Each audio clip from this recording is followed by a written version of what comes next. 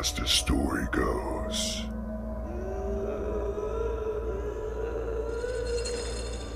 Randall was a young teenager who would let the curiosity get the best of him. He was fascinated with the paranormal. And the Dickinson house was the story of this small town in Illinois. Back in 1975, 4 people were murdered there. A family, Rodriguez family, by their own mother. She killed her 2 babies, drowned one in a bathtub, stabbed her husband while he sat there and sleep, and took her youngest baby, hung him upside down in the basement and slit his throat. The horror that went on in there. And as history shows, this house was so messed up throughout the centuries. It was built in 1922 by a man named Harrington. He was told not to build on this land because it was unsettling. People said vegetation wouldn't grow around the area. Trees looked awful creepy. Noises come from the land. Back in the 1800s, that's where they put the dying, suffering from the winters. No food to eat. Delusional. And in the late 1800s, they began to do rituals. A satanic cult with a leader named Tugrin. He would sacrifice animals. And then later on, the last 3 years, they found out he was murdering kids. They found an altar where he made out of babies' tombstones. Horrible math. So Randall wanted him to go into the house. Something was drawing him there. And like most teenagers, curiosity got the best of him. So his buddy Keith went with them, and they both climbed the fence. And it was a weird night. This mysterious fog was coming out of nowhere. Then this soft wind with a chill to your spine slowly urged through your flesh. They got to the door, and Keith opened his eyes wide in shock as the door opened on its own. Randall suddenly decided maybe it's not a good idea to go in there. Keith, come on. You came here to do this, now let's do this. As soon as they walked inside, sudden, tense fear and chill came over their skin. Hearing some faint voices off in the distance. You don't know which way it's coming from, but it's coming. As you look upon the rooms, slowly walking, the floor slightly, softly creaking, knowing that in this house, numerous people have left this planet to either go to heaven or hell.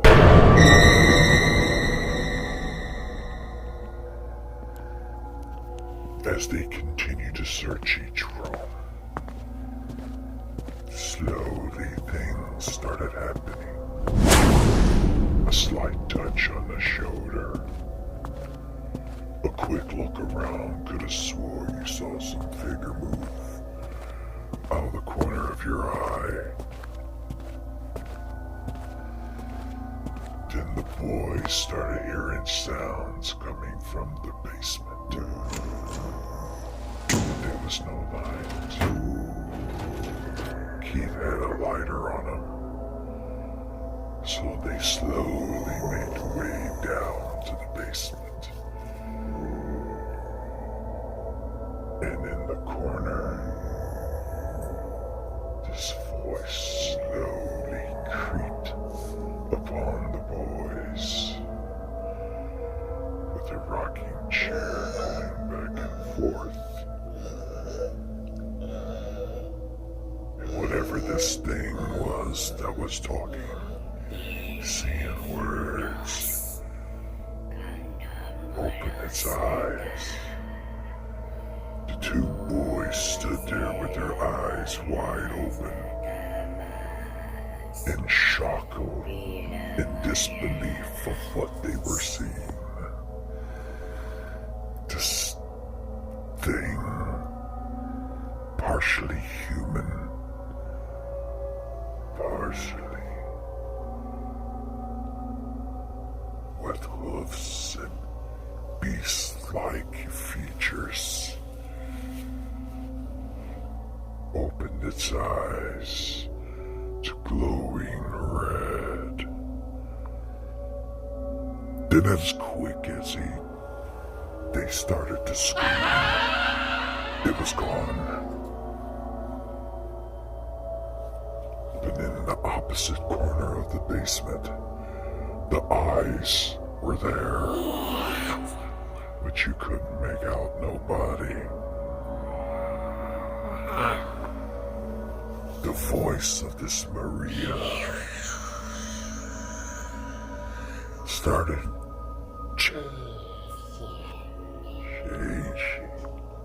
cackle, creeping laughs and chills down your spine. First it was on the right, then the center, then the left. It was surrounding them.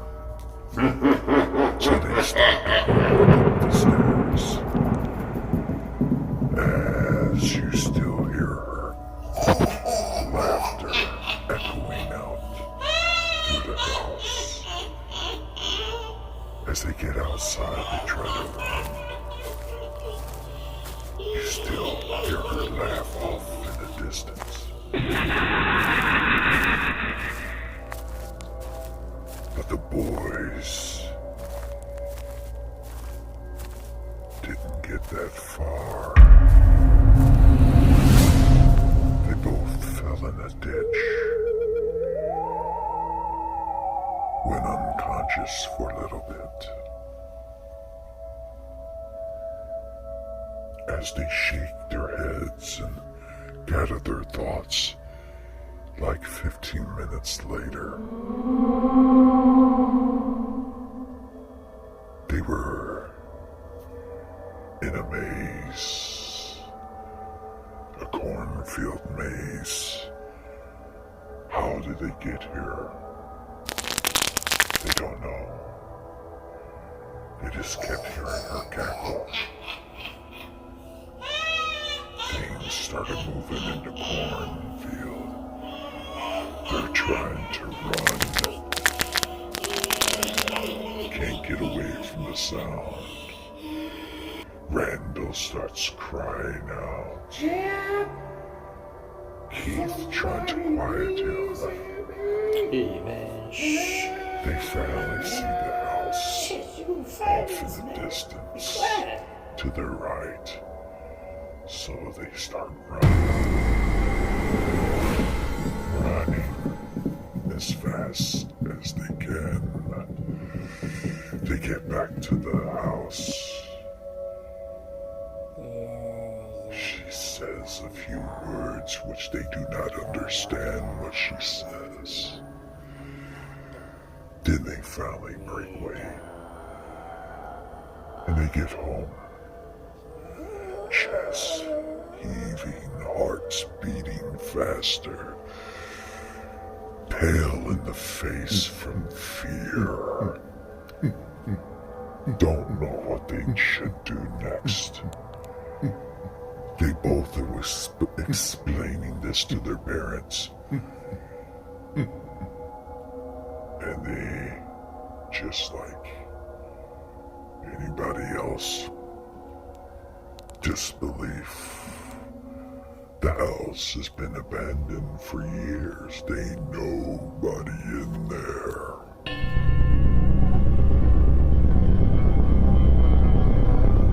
And then Keith finally decides, he tells Randall, we gotta go back. Randall says, no, we can't. 3 nights later, Keith says he's going to go back there. Man, I don't know what it is, but I gotta go back there, man. And Randall says, I can't, but I'm going to go and look up what happened. So Randall goes to the library, looks up old artifacts, and finds old photos of Maria. Evil Maria.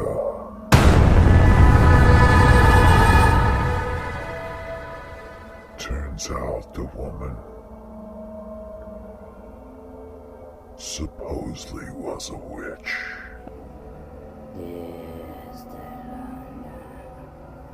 She got murdered in that house.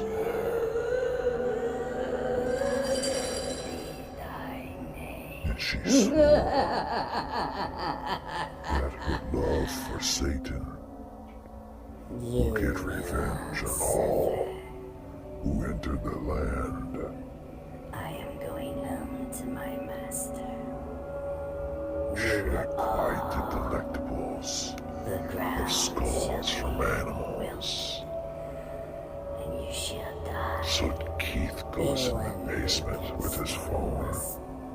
Land The courage of him shall perish to my powers. was astounding. Lucifer. He starts taking pictures and notices just a giant pentagram that he's standing on top of. As he sits in awe because one candle, one by one, start lighting by themselves. He hears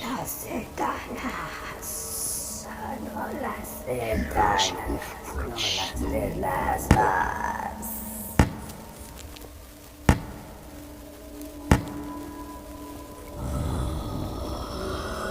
There behind him, he turns around slowly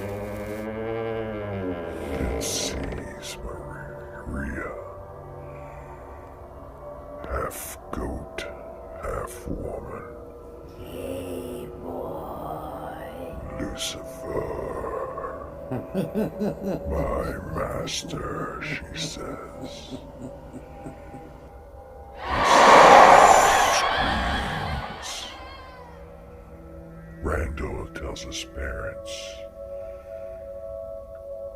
A week later, Keith's parents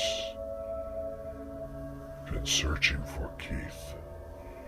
Randall tells them. So the police go to the house. They find Keith in the basement with an eye all torn out of his skull, his throat slashed, parts of his skin gone. Klaatu Vrata Nitu written in blood on the walls. Beelzebub, Behemoth, written on the other walls.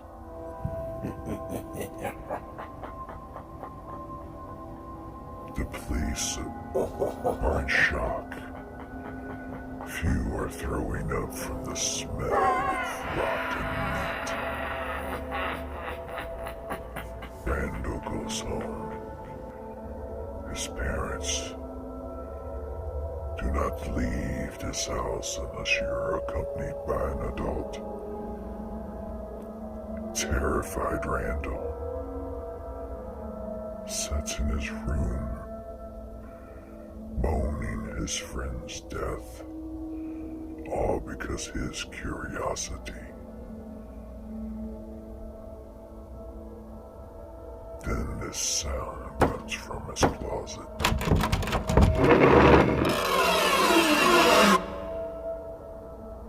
He looks towards the door as it slowly creeps open.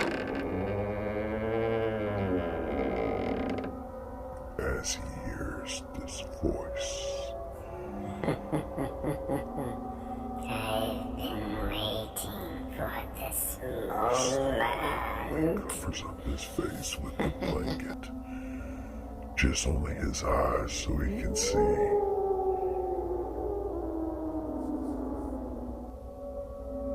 And then she comes out from the grave.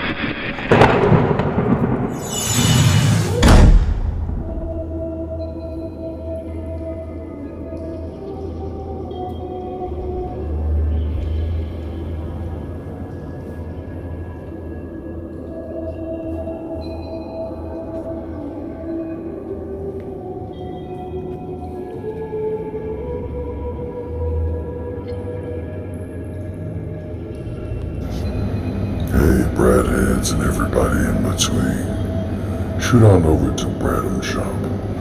Great merchandise and clothing apparel. Help support Bradham 23 IFY and enjoy all the spooky